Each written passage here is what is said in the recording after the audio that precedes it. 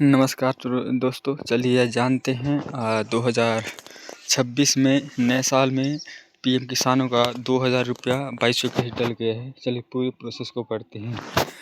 देश के किसान दिन रात मेहनत कर खेती में फसल उगाते हैं, लेकिन महंगाई, खाद, बीज और डीजल के खर्चे उनकी कमाई पर भारी पड़ते हैं। ऐसे में प्रधानमंत्री सम्मान निधि योजना किसानों के लिए आर्थिक सहारा बनी हुई है। हर 4 महीने मिलने वाली सहायता से खेती और घर की जरूरी खर्चे पूरी करने में मदद मिलती है। 22वीं किस्त को लेकर किसानों के खासा उत्साह देखने को मिल रहा है। योजना से किसानों को क्या लाभ मिलते हैं, चलिए जानते हैं। इस योजना के छोटे और सीमांत किसानों को सालाना 6000 रुपये की मदद दी जाती है।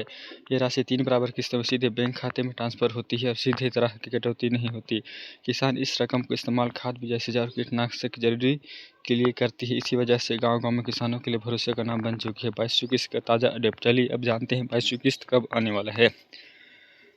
अब तक योजना की QC किस्त जारी हो चुकी है और करोड़ों किसान इसका लाभ ले चुके हैं। 22वीं किस्त को लेकर जानकारी, और कुछ इलाकों में किसानों को खाते में पैसा आना शुरू हो गया है, जबकि कई राज्यों में प्रक्रिया अंतिम चरण में आमतौर पर 4 महीने में अंतराल पर किस्त भेजी जाती है।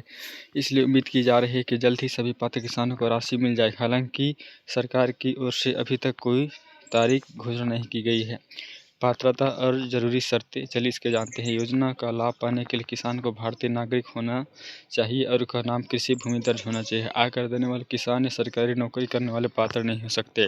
इसके साथ ही बैंक खाता आधार से जुड़ा होना चाहिए, आधार सीडिंग होना चाहिए, KYC कंप्लीट होना चाहिए। इसके लिए ज़रूरी दस्तावेज और सावधानियाँ जानते हैं।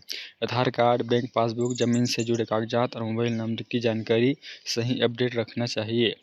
कई बार छोटी सी गलती के कारण पैसा खाते में नहीं हो पाता, इसलिए समय समय पर अपने खाते जांच करते रहना चाहिए और पैसा का लेन देन करते रहना चाहिए। नए किसानों के लिए आवेदन कैसे करें?